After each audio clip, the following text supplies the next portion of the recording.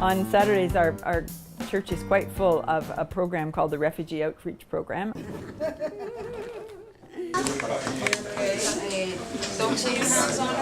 Well, for the Refugee Outreach Program, every Saturday is a busy day. Families come with kids of all ages. The mums and dads are practicing their English.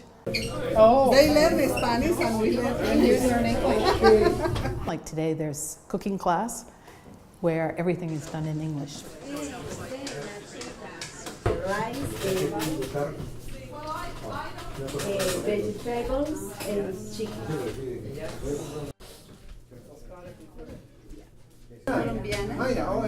She's from Colombia. We hired Francisco, who is Spanish speaking, and his job is to help people navigate their way through the systems of claiming refugee status or figuring out how to make their way in Canada after some of the bureaucratic things have been sorted out. Francisco Venegas is a person who came to Canada as a refugee in the first place. He is from Peru, and he and his wife and their children were in Colombia when they first came here. We support refugees in the many ways that we can, like immigration, you know. We help them to fill up applications, house, education, health. Like so many other things at Bloor Street, this project began with one thing, and then one thing kind of led to another thing, and then the next thing somebody else thought of something else. So I should tell you one thing. Last year was the first year that they actually did this online. This is, So one of the things that the older kids and the young adults are doing today is talking about what their future might be. So how do you choose your courses? How do you decide what you want to do? there are things that they're looking for, right? Which is why you always look at the eligibility criteria. So we have a volunteer who comes on the last Saturday who has experience and expertise in career counseling for teenagers and young adults. Straight dedication to schoolwork to demonstrate a high level of commitment to extracurricular school activities. So getting used to our climate is not easy. Getting used to the rather chilly way we do things is not easy.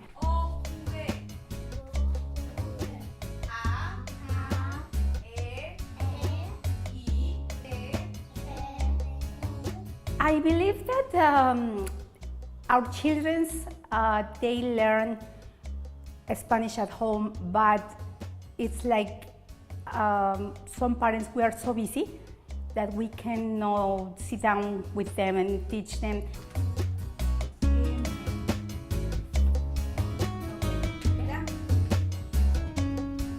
Things change in countries.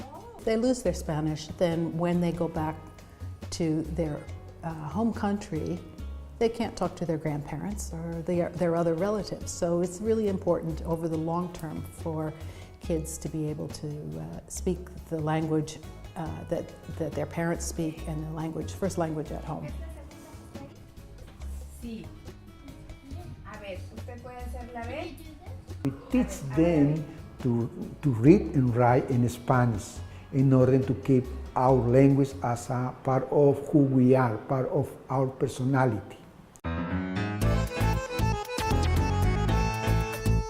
There's a great blowout Christmas party every year. And that has ballooned into the most wonderful thing with singing and dancing and the distribution of presents, which may sound like a rather frivolous thing and perhaps not as seriously social justice as we might think, but what it means to a family that has come to Canada and is so far from home and from their own family to know that somewhere somebody would like to be sure that their children have some stuff to open on Christmas morning, I think that's really big.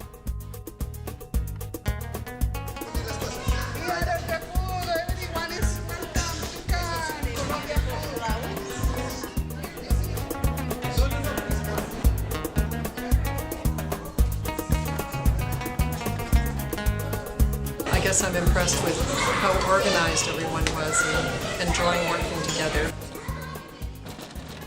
And they make new friends. They also can start to helping each other.